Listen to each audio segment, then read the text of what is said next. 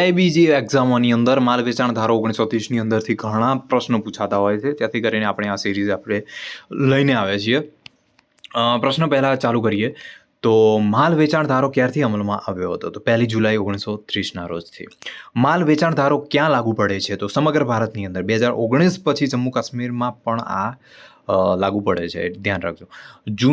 જુદા જુદા પદોની વ્યાખ્યા કઈ કલમની અંદર આપવામાં આવેલી છે માલ વેચાણ ધારાની? તો કલમ 2ની અંદર આપવામાં આવેલી છે. વેચાણ કરારની સમજૂતી કઈ કલમની અંદર આપવામાં આવેલી છે? તો કલમ 4ની અંદર. વેચાણની અને વેચાણ કરાર બંનેની વ્યાખ્યા તેની અંદર આપવામાં આવેલી છે. વેચાણની સમજૂતી એટલે કે એગ્રીમેન્ટ ટુ સેલ અંગે કઈ વિધાન નીચેની અંદરથી ખોટું છે? તો ઓપ્શન નંબર સી જે છે, એટલે કે વેચાણની સમજૂતીની અંદર કરાર પૂર્ણ થયેલો હોય છે. વેચાણ અંગે કયું વિધાન ખોટું છે? તો ઓપ્શન નંબર ડી આની અંદર ખોટું છે, કે માલની કિંમત પર તરત જ ચૂકવવામાં આવે છે. માલની કિંમત પણ તરત જ ચૂકવવામાં આવે છે, આ જે વિધાન છે એ ખોટું છે. વેચાણની સમજૂતી એટલે કે એગ્રીમેન્ટ ટુ સેલ અંગે કયું વિધાન સાચું નથી, એટલે કે ખોટું છે? તો ઓપ્શન નંબર એ છે, એટલે કે વેચનાર માલ ફરીથી વેચી શકતો નથી, આ જે છે વિધાન એ ખોટું છે. ભાડા ખરીદીના એટલે કે હાયર પરચેસ કયા કરાર અંગે કયું વિધાન સાચું નથી? એટલે કે ઓપ્શન નંબર સી, એટલે કે ભાડે રાખનાર કરાર રદ કરવાનો અધિકાર નથી. ભાડે રાખનારને કરાર રદ કરવાનો અધિકાર નથી, આ જે વિધાન છે એ સાચું નથી, ખોટું છે. એટલે કે ભાડાની ખરીદીની અંદર ભાડે રાખનારને કરાર ગમે ત્યારે રદ કરવાનો અધિકાર હોય છે. માલની માલિકી હકના દસ્તાવેજોમાં કોનો સમાવેશ થતો હોય છે? ઉપરના બધા બિલ ઓફ લીડિંગ, રેલવે રસીદ અને ગોદામ રક્ષકનું પ્રમાણપત્ર હોય છે, આ માલની માલિકી હકના દસ્તાવેજોની અંદર સમાવેશ થાય છે. મર્કેન્ટાઇલ એજન્ટની વ્યાખ્યા કઈ કલમની અંદર આપવામાં આવેલી છે? તો કલમ 2(9) અંદર આપવામાં આવેલી છે. માલ વેચનારના કબજામાં ન હોય ત્યારે થતી માલની સોંપણી કયા નામે ઓળખાય છે? તો પરોક્ષ સોંપણી કહેવાય છે. કેવા સંજોગોની અંદર માલની પ્રત્યક્ષ સોંપણી શક્ય બને છે? તો વેચનાર પાસે માલનો ભૌતિક કબજો હોય ત્યારે માલની પ્રત્યક્ષ સોંપણી શક્ય બનતી હોય છે. પ્રતિકાત્મક સોંપણીનું ઉદાહરણ કયું છે? તો ઉપરના બધા, એટલે કે રેલવે રસીદની સોંપણી, ગોડાઉનની ચાવી ખરીદનારને આપી અને બિલ ઓફ લીડિંગ આપીને પ્રતિકારાત્મક સોંપણી થતી હોય છે. શરત એટલે કે કન્ડિશન અને બાંહેધરી એટલે વોરંટી અંગે કયું વિધાન સાચું નથી? તો ઓપ્શન નંબર બી જે છે સાચું નથી, કે શરત એ કરારની ગૌણ જરૂરિયાત છે, આ જે વિધાન છે ખોટું છે. જ્યારે શરત એ કરારની મુખ્ય જરૂરિયાત અને બાંહેધરી જે છે એ ગૌણ જરૂરિયાત છે. ખરીદનાર સાવધાન, કેવિએટ એમ્પટરની જોગવાઈ કઈ કલમની અંદર આપવામાં આવેલી છે? તો કલમ 16ની અંદર આપવામાં આવેલી છે. જોખમની ફેરબદલી ની જોગવાઈ કઈ કલમની અંદર કરવામાં આવેલી છે? તો કલમ 26ની અંદર કરવામાં આવેલી છે. વેચનાર અને ખરીદનારની ફરજો કઈ કલમની અંદર આપવામાં આવેલી છે? તો 31 અને 32ની અંદર આપવામાં આવેલી છે. CIF કોન્ટ્રાક્ટની અંદર શાનો સમાવેશ થતો નથી?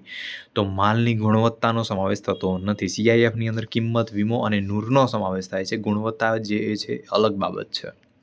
કયા કરારની અંદર ગ્રાહકે વીમાનું પ્રીમિયમ અલગથી ચૂકવવાનું રહેતું નથી? તો જે CIFનો કરાર હોય છે એની અંદર વીમાનો અલગથી ચૂકવવાનું રહેતું નથી. CIF એ વીમાનો ખર્ચ કિંમતની અંદર જ સમાવેશ થઈ જતો હોય છે.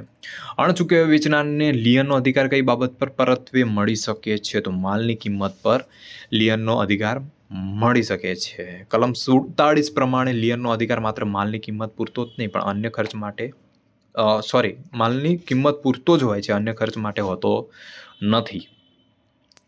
અણચૂકવાયેલ વેચનારે માલનું ફરીથી વેચાણ કરતા પહેલા ખરીદનારને નોટિસ આપવી જોઈએ. ઓપ્શન નંબર એ સાચો ઉત્તર બનશે. કલમ 54 પ્રમાણે નાશ પામતા માલ સિવાય જે માલ હોય એની અંદર એવા કિસ્સાની અંદર નોટિસ આપવી ફરજિયાત હોય છે. માલ વેચનારનો કરાર કેવા માલનો થઈ શકે છે? તો જંગમ માલનો થઈ શકે છે. આ જે વેચાણ કાયદો છે એ માત્ર ને માત્ર જંગમ મિલકતનો છે. સ્થાવર મિલકત માટે ટ્રાન્સફર ઓફ પ્રોપર્ટીની અંદર એની જોગવાઈઓ અલગથી હોય છે. માત્ર દસ્તાવેજ આપીને માલની ડિલિવરી કરવામાં આવે તેને શું કહેવામાં આવે છે? તો પ્રતિકાત્મક સોંપણી કહેવામાં આવે છે. ભાડે ખરીદના કરારમાં માલની માલિકી કોને ગણાય છે? તો વેચનારની ગણાતી હોય છે. બિલ ઓફ લીડિંગ એ કયા માર્ગે વહન થતા માલનો દસ્તાવેજ છે? તો બિલ ઓફ લીડિંગ એ દરિયાઈ માર્ગે વહન થતા માલનો દસ્તાવેજ કહેવાય છે. માલની વ્યાખ્યાની અંદર કોનો સમાવેશ થતો હોય છે? તો શેર સ્ટોકનો સમાવેશ થાય છે. કલમ 2(7) પ્રમાણે શેર સ્ટોક અને પાકનો સમાવેશ થતો હોય છે, જ્યારે ચલણી નાણું અને સ્થાવર મિલકતનો સમાવેશ થતો નથી. માલની કિંમત નક્કી કરવાની જોગવાઈઓ કઈ કલમની અંદર આપવામાં આવેલી છે? તો 9 અને 10ની અંદર એની જોગવાઈઓ આપવામાં આવેલી છે. જે નિવેદનના ભંગથી માલનો સ્વીકાર ન થાય તેને શું કહેવામાં આવે છે? તો બાંયધરી કહેવામાં આવે છે. ખુલ્લા બજારમાં વેચાણનો સિદ્ધાંત એટલે કે માર્કેટ ઓવર્ટ એ ઇંગ્લેન્ડની અંદર લાગુ પડે છે. ભારતની અંદર આ સિદ્ધાંત લાગુ પડતો નથી. સામાન્ય રીતે જોખમ કોની સાથે જાય છે? તો માલની સાથે જોખમ જતું હોય છે. કોઈ પણ વેચનાર વ્યક્તિ પોતાની માલિકી હક કરતાં વધુ સારો માલિકી હક આપી શકતો નથી. ઓપ્શન નંબર ડી સાચો ઉત્તર બનશે. ઘણા એક્ઝમ્પશન રૂપ એટલે કે અપવાદરૂપ કેસની અંદર ખરીદનાર સારો માલિકી હક પોતે મેળવી શકતો હોય છે. એક શાખ કરારની અંદર માલ બંદર પર ન પહોંચે ત્યાં સુધી માલનું તમામ જોખમ કોનું ગણાતું હોય છે? તો વેચનારનું. એક શિપ કરારની અંદર માલ બંદર પર ન પહોંચે તો ડિલિવરી માટે તૈયાર ન થાય ત્યાં સુધીનું જોખમ વેચનારનું જ રહે છે. ભારતીય માલ વેચાણ ધારો મૂળભૂત રીતે કયા કાનૂન પર આધારિત હોય છે? તો English cell of good act 1893 પર આધારિત છે. માલ વેચાણ ધારો 1930ની કલમ 2 ની અંદર કેટલા પદોની વ્યાખ્યા આપવામાં આવેલી છે? તો 14 પદોની વ્યાખ્યા આપવામાં આવેલી છે. માલ વેચાણ ધારો 1930ની વ્યાખ્યાઓ અને કલમો અંગે કયો વિકલ્પ ખોટો છે? તો માલની જે વ્યાખ્યા છે, ડેફિનેશન છે, કલમ 2-3ની અંદર આપવામાં આવેલી નથી. આ જે વિધાન છે ખોટું છે. બાકી ડિલિવરી, ખરીદનાર અને મર્કેન્ટાઇલ એજન્ટની જે કલમો છે અહીંયા આપવામાં આવેલી છે સાચી છે. માલ વેચાણ ધારો 1930ની કઈ કલમની અંદર કિંમતની વ્યાખ્યા આપવામાં આવેલી છે? તો કલમ 2-10ની અંદર કિંમતની વ્યાખ્યા આપવામાં આવેલી છે.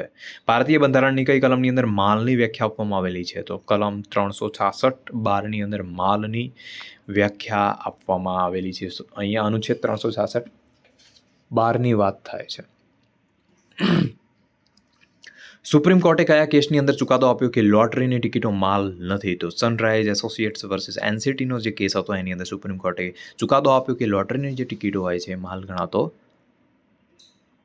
નથી.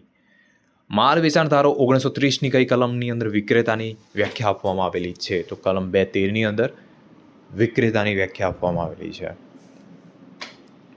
સુપ્રીમ કોર્ટે કયા કેસની અંદર ચુકાદો આપ્યો કે માલનું ફરીથી વેચાણ પણ વેચાણ જ ગણાય છે? તો ગોપાલકૃષ્ણ પિલ્લઈ વર્સિસ કે એમ મણીનો જે કેસ છે એની અંદર સુપ્રીમ કોર્ટે ચુકાદો આપ્યો હતો કે ફરીથી માલનું વેચાણ થાય ત્યારે એને પણ આપણે વેચાણ તરીકે જ ઓળખીશું. ભારતીય માલ વેચાણ ધારો 1930ની અંદર કયું વિધાન નીચેની અંદર આપવામાં આવેલું છે ખોટું છે? તો ઓપ્શન નંબર એ જે છે ખોટું છે કે આ કાનૂન માલનું તે જ સેવાઓના વેચાણને લાગુ પડે છે. આ વિધાન જે છે ખોટું છે. અને આ કાયદો જે છે માત્ર માલના વેચાણને જ લાગુ પડે છે, સેવાઓને લાગુ નથી પડતો. એ વેચાણને જ લાગુ પડતું હોય છે.